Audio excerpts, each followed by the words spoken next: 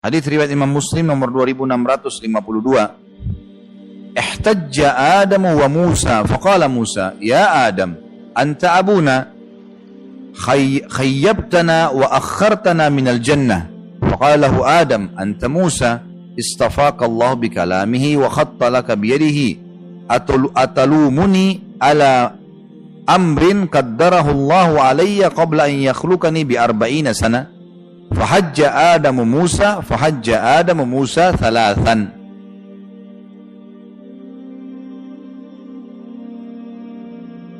Nabi Adam dan Nabi Musa pernah beragu argumentasi. Allahu alam ini kapan? Apakah sebelum waktu di zaman Nabi Musa AS, apakah ini di alam yang lain karena ruh para nabi bertemu di alam barzah, atau mungkin nanti di hari kiamat? Yang jelas Nabi Adam dan Nabi Musa beragu argumentasi. Lalu Musa berkata, hai Adam, engkau adalah bapak kami, engkau telah menyia-nyiakan kami dan telah mengeluarkan kami dari surga.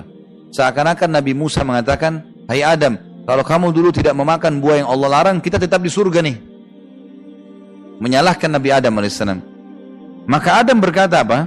Engkau adalah Musa, Allah telah memilihmu dengan firman-Nya dan Dia telah menuliskan Taurat untukmu dengan tangannya.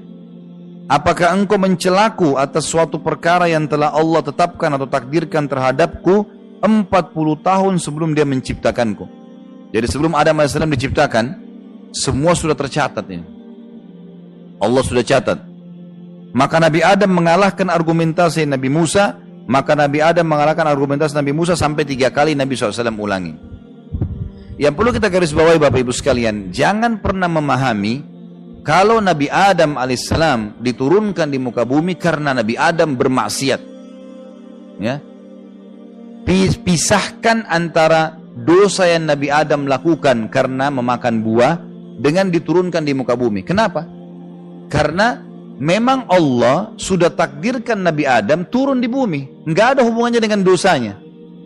Buktinya waktu Allah pertama ciptakan Adam alaihissalam, apa kata Allah dalam surah Al-Baqarah? A'udzu billahi minasyaitonir rajim. Inni ja'ilun fil ardi khalifah. Saya akan ciptakan sebentar lagi nih makhluk. Waktu Nabi Adam baru mau dibuat, gitu kan? Diciptakan yang akan jadi pemimpin di muka bumi. Berarti Nabi Adam diciptakan untuk apa? Untuk di muka bumi memang. Jadi yang dimaksud dalam hadis ini, Nabi Adam mengatakan, jadi mau menjelaskan kepada Musa, ini sudah Allah tentukan, saya memang harus turun di muka bumi, bukan saya yang keluarkan kalian dari surga. Nggak ada hubungannya. Bisa ditangkap ya? Perlu difahami ini, karena banyak orang faham Nabi Adam karena berbuat dosa Allah hukum turunkan bumi, jadi bumi ini seperti tempat hukuman. Salah. Bukan itu. Bumi Allah ciptakan, dan sebelum manusia sudah ada makhluk-makhluknya. Lalu Allah ciptakan Adam alaihissalam memang untuk diturunkan di bumi. Inni ja'ilun fil ardi khalifah. Saya akan ciptakan buat makhluk yang akan jadi pemimpin di muka bumi, gitu kan? Jadi memang begitu. Tapi sebelum ke bumi, Nabi Adam alaihissalam ditinggalkan di surga dulu, gitu.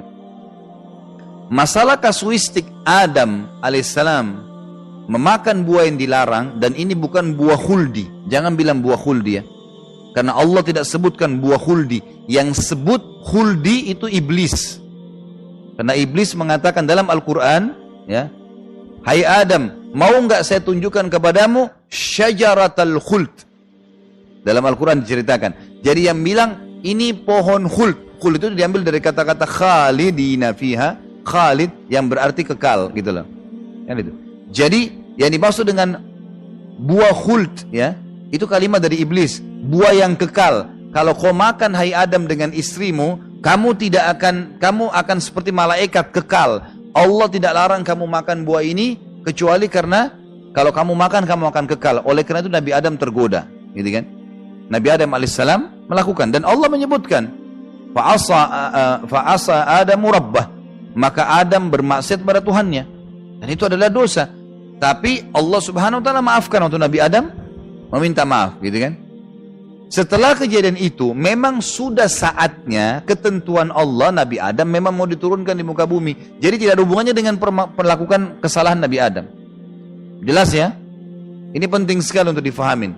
Karena kalau kita faham yang seperti tadi, lawannya ini, misal, oh karena Adam bermaksiat alaihissalam berarti diturunkan di muka bumi. Jadi bumi seperti ini tempat hukuman.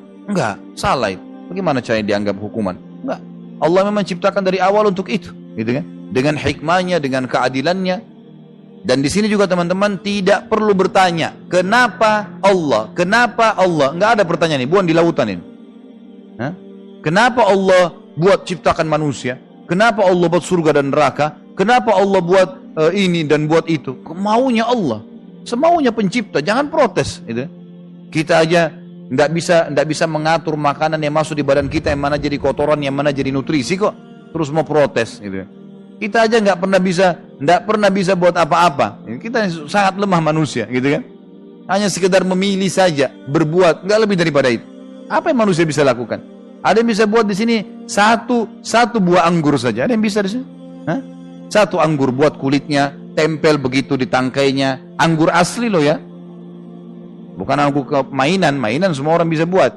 Yang asli seperti itu, seperti Allah buat, rasanya sama, bentuk. Nggak ada, satu buah. Bagaimana kalau disuruh buat anggur semua?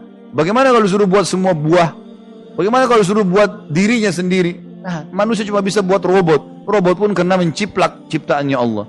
Itu pun tidak bisa buat apa-apa, tidak bisa seperti manusia. Ya? Manusia bisa sedih, bisa senang, bisa gembira, ya? Bisa tidur, bisa bangun. Robot berdiri terus. Ya? Kaku jalannya, nggak ada. Ciptanya Allah mustahil. Kalau mau dikasih menangis, dibunyi suara, alat. Bukan dia sedih. Kita enggak, dari dalam hati sedih. Susah itu, rumit. Ciptaannya Allah luar biasa, sempurna. Jadi hati-hati. Jangan tanya urusan dengan Allah, kenapa? Enggak ada urusan. Kalau manusia kita tanya, kenapa tadi enggak datang? Mungkin. Kalau Allah terserah, Allah sang pencipta. Dia mau buat apapun, yaf'alu ma yasha'. Allah buat apapun yang